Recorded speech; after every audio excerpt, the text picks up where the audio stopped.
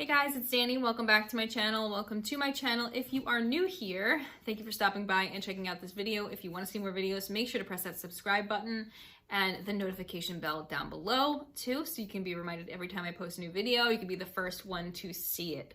And if you like this video, make sure to give it a thumbs up. With that being said, this video is going to be the 5 mistakes that beginner gardeners make.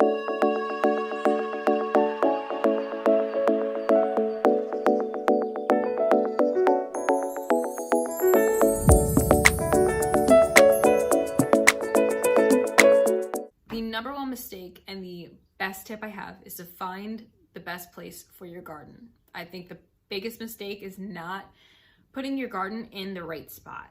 Placement is everything. If you have a vegetable garden, they're gonna need 6+ hours of full sun. You wanna find the sunniest part of your yard, and if it takes you just kind of having to walk around your yard at different points of the day to see where the sun's hitting and see where it's consistently staying, that was how I did it. Or you can use like a sun calculator. There's a website called suncalc.net, and it can show you through your own GPS location or your address that you type in where the sun hits at every part of the day on all times of the year. So that's a very helpful tool as well. Rule of thumb is the best place to plant your vegetable garden in the northern hemisphere would be the south side. And I have a south side of my house that I have a little bed in, but the rest of it is like a concrete, I guess it used to be a driveway or something. It's just all concrete. So I don't really have, unless I were to rip that up, I don't really have the space for an in-ground vegetable garden or even really a raised bed over there. Like, it's just not the situation that my house is set up for currently. So you just kind of have to go with what you have, check out your structure, see what the house blocks. I have actually my garden beds more in the east, which some would say that's not the ideal location, but that's the sunniest spot of my yard. There's nothing blocking it, and it's just important to put your stuff in the right spot so it gets enough sunlight and they'll be happy. Another really big mistake is poor circulation. This took me years, seasons of gardening to figure out that spacing is important. You know, I guess I would always think, well, whatever, if they're all crammed in there, it's just what it is. But it's actually really important to avoid excess moisture. And excess moisture, when everything is close together, it leads to bacteria, fungus is growing. A lot of problems can occur from things just not having air and space between them. So follow a guide of maybe around a foot a plant or a foot every time you're sowing a seed in, and just get an idea of like the spacing that you're gonna have. The third mistake that I've personally made, and I know that beginner gardeners make, is with watering. And when you have an in-ground garden, like you directly dig up the ground and everything's planted directly in the ground, it's not a raised bed, you have to worry about watering a lot less, especially if it rains. If it rains, you're kind of set for the week. You just have to keep an eye on it. But no matter what you have, you should be watering in the morning. And there's a variety of different reasons why you should be watering in the morning and not later in the day. The first one being the water can burn the plants. So when it gets midday and it gets really, really hot, especially if you have stuff on a deck or patio, in pots, the water that sits on the leaves is just like a magnifying glass that it really heats up. It could burn the plants. The second reason why you should water first thing in the morning when you wake up is to avoid bacteria growing. Again, this is a common thing that happens when you make mistakes like this, is bacteria will grow if you water on the leaves too late in the day. The morning is just the perfect time. It's not fully heated up yet. It gives them some time to kind of drink it up, absorb it, and be hydrated for the whole day.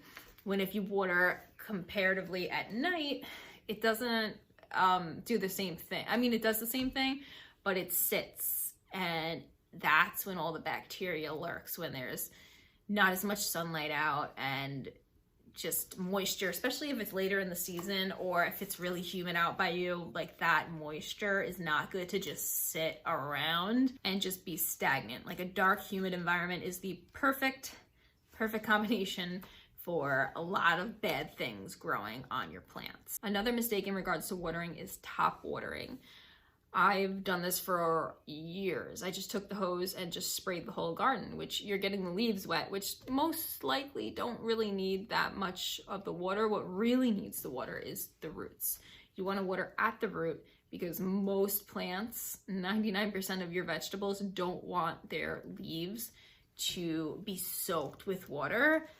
The leaves getting wet often leads to bacteria growth. So to avoid that and to avoid disease and rot in your plants, make sure to take the time to very gently just concentrate on watering on the bottom. Water underneath at the root, and try not to do it too hard or heavily, because when the dirt splashes up on the leaves, that's how bacteria gets on the leaves as well. I know it's a lot, but these aren't like strict rules to go by. It's just some tips to try to avoid. Another thing to watch out for is if you have really high raised beds or even like potted plants. You might have a situation where you're not able to have an in-ground garden. You don't have the space for it. Maybe you only have an apartment.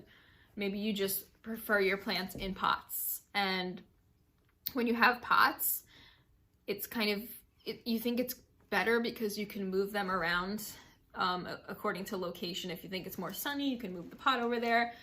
But if you're keeping them like on your deck or something, they can dry out really fast. In general, pots will dry out a lot faster, or raised beds will dry out a lot faster than an in-ground garden. So neglecting watering your plants is going to starve them, and it's very easy to lose track of it when you have pots and it's really, really hot consistently in the summer.